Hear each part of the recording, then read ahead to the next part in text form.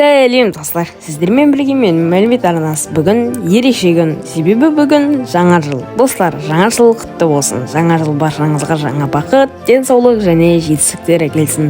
Бұл видеода мен сіздерге жаңа жылдың тарихы қандай екенін, бұл мереке қандай ерекше естеліктер қалдыратыны және өзім оны қалай қарсы алғанымды айтып беретін боламын. Видео басталмас бұрын арнаға жазылып, видеоға лайк басып кетіңіздер. Бұл мен үшін үлкен мотивация.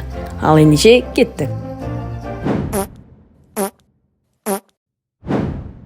Жаңа жыл мерекесі көне дәуірлерде пайда болған. Оның басымызда әртүрлі халықтардың күнтізбелеріне байланысты. Мысалы, ежелгі Вавилонда жаңа жылды көктемнің алғашқы күні, яғни айтқанда 1 наурызда мерекелеген. Ал Рим империясында 1 қаңтар жаңа жылдың бас ретінде белгіленді. Рим императоры Юлий Цезар 46 жылы біздің заманымызға дейінгі Юлий күнтізбесін енгізіп, жаңа жылды 1 қаңтарға ауыстырды. Сол уақыттан бері 1 қаңтар жаңа жылдың бастапқы күні болып есептеледі. Жаңа жыл дегеніміз не? Жаңа жыл күнтізбелік жыл басталатын және өткен жылдың аяқталуын білдіретін мереке. Әдетте бұл мереке адамзаттың жыл санақ жүйесіне сәйкес белгіленген күнде тойланады. Көптеген халықтар жаңа жылды отбасы мүшелерімен, достарымен бірге қарсы алып, түрлі дәстүрлер мен салт-дәстүрлерді орындап, жаңа үміттер мен тілектермен қарсы алады. Жаңа жыл жаңалықтың, өзгерістің, үміттің және болашаққа деген сенімнің символы болып табылады. Жаңа жыл мерекесі қандай естеліктер қалдырады? Жаңа жыл мерекесі шынымен де көптеген қуанышты естеліктер қалдырады. Балалық шақтан бастап жаңа жылдық мультфильмдер мен фильмдер бізге ерекше көңіл күй сыйлайды. Мысалы, Гринч, үйде жалғыз қалғанда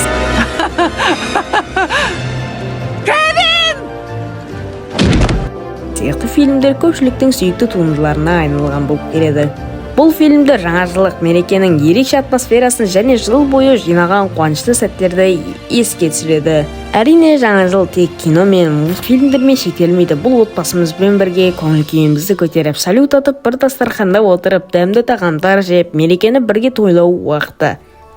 Бұл сәттер біздің жүрегімізге мәңгі сақталады. Қонақтар, әке-шешемізден алған сыйлықтар, бұл да жаңа жылдық тойлаудың керемет бөлігі. Осылайша жаңа жыл бізге тек қуаныш емес, сонымен қатар жақындарымызбен бөлісетін ерекше сәттер мен сезімдер сыйлайды. Мен сіздермен бір керемет жаңалықпен бөлісейін. Менің арнамда «Один дома» фильмінің қысқаша түрін жүктеп қойған болатынмын. Қарап лайк басып кетіңіздер. Сондай-ақ жаңа жылдық топ 5 фильмді де қосып қойдым.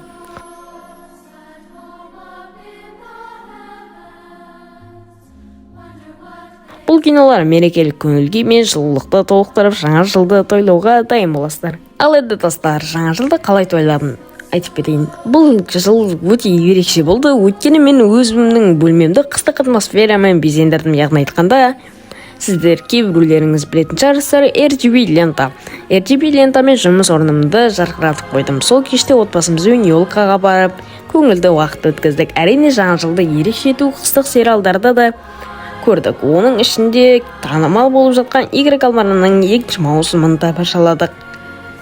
Айтпақшы достар, жаңа жылды жақындарыңмен қарсы алғаннан артық ештеңе жоқ екен. Отбасы бұл үлкен бақыт және ыстық сәттерді бірге бөлісу ең керемет сезім. Достар, менің видеомды көріп ұнаса, арнаға тіркеліп, видеоға лайк басып кетуді ұмытпаңыздар. Келесіде кездескенше.